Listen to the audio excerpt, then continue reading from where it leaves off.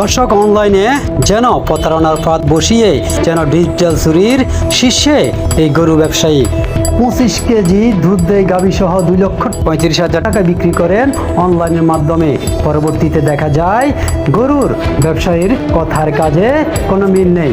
বিস্তারিত জানাচ্ছে আমাদের প্রতিনিধি। আমি তো 2 দিন 3 দিন থেকে দুধ দোয়ান করে নিয়ে যাবেন, একদম ফ্রি থাকবে। আচ্ছা, অসংখ্য গাভী আছে, আমরা 5টা স্যাম্পল হিসেবে দেখাই দিলাম। হ্যাঁ, যারা দর্শকরা জানে আইনাল কাকার খামারে গাভী থাকে। আমার খামারে 8-10টা সবসময় এখনো কতগুলো আছে? এখনো 9-10টা আছে। এখন দাঁড়িয়ে আছি যে গরুর সামনে, এটি কিন্তু সামাজিক যোগাযোগ মাধ্যম অনলাইনে প্রতিবেদন দেখে তারা এই গরুটি পাবনা ঈশ্বরদীর থেকে ক্রয় করে আনছেন।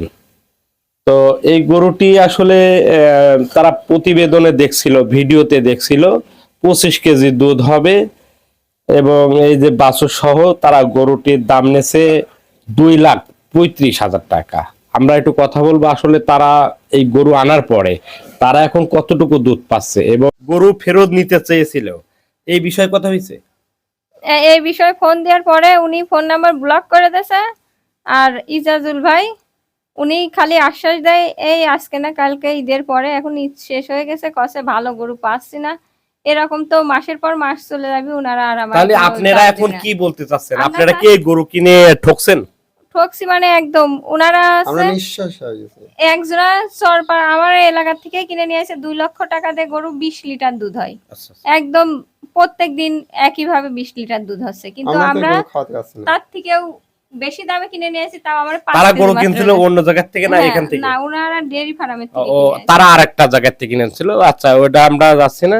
আমরা হচ্ছে যতটুকু এখন জানলাম যে এই গরুটি কিন্তু যেই ফেসবুকের পেজ থেকে ছাড়া হয়েছিল সেখানে 25 লিটার দুধ হবে এবং এই ভিডিও দেখে তারা পাবনাতে গিয়েছিল, পাবনা ঈশ্বরদী গিয়েছিল, তাদের ফার্মের থেকে এটা কিনতে।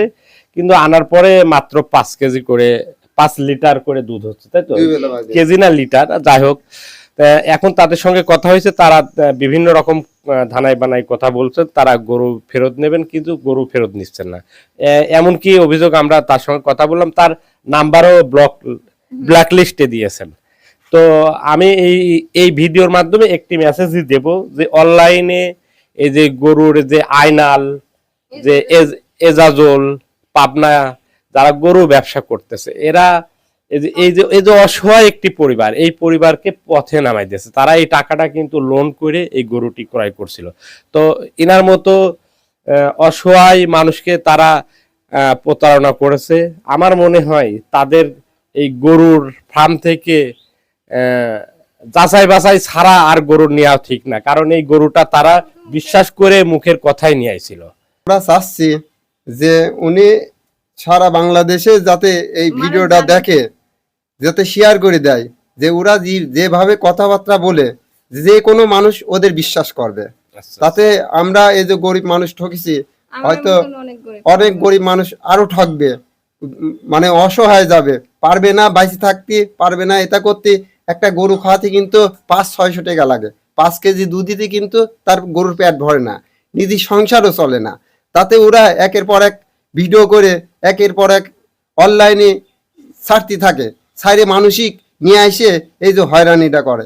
তাই আমি চাই যে এদের একটা ভালো আকারে বিচার হোক, এদের একটা সরকারি মাধ্যমে এদের একটা সামাজিকভাবে আইনগত ব্যবস্থা হোক।